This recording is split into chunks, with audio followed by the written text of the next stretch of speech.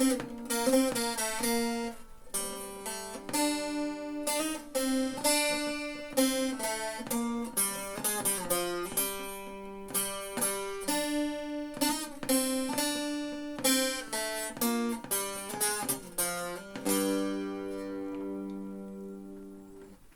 everybody, I'm Paul Tran. Welcome to Learning Unplugged, where we mix some acoustic music with some acoustic learning. Learning with no technology, except the camera pointing at me right now. What we do on Learning Unplugged is we take a look at some simple, effective ways of helping you think and do things differently. So let's put the sounds down for a moment.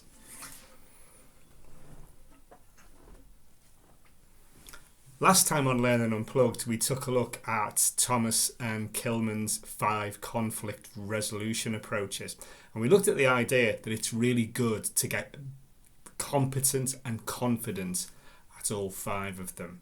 What we're going to do today is take a look at one of those approaches and take a quick look at how we can turn it up or turn it down as appropriate in a conversation.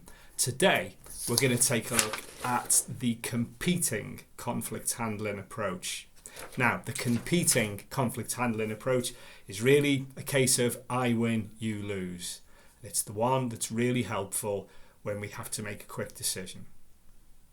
Now, some of us find that this comes naturally. It's very easy for us. It's one that we call on pretty frequently. And if we do that, it can sometimes rub people up the wrong way. So here's 3 things you can do to turn the competing style down a bit. The first thing is always have at the back of your mind what you and the other people in the conversation actually agree on and bring the focus back to that.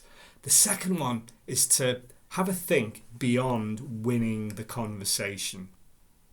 What's your main aim in this deal, in this pitch, in this negotiation?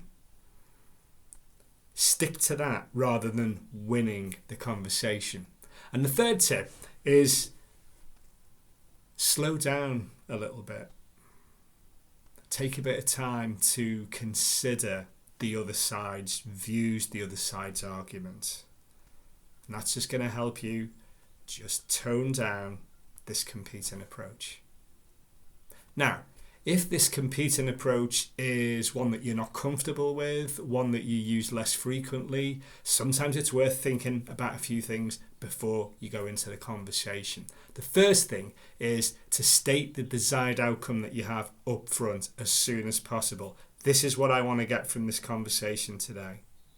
The second thing is to have a think about all the counter arguments that you're going to get and prepare your response to them. Be ready for them. And the third tip is just make sure that you express yourself fully with plenty of conviction so that it's clear that you really believe in what you're getting across. Now there's 3 good tips if you want to turn up this competing conflict handling approach. So there we go, the conflict handling approach, competing. 3 tips to take a look at how we can turn it up when we need to, and 3 tips that's going to help us just tone things down a little bit. Let me know what you think in the comments below.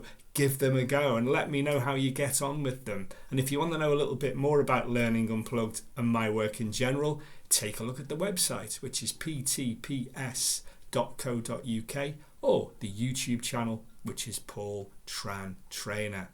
Have fun turning up and turning down the competing conflict handling approach. And I'll see you soon on the next Learning Unplugged.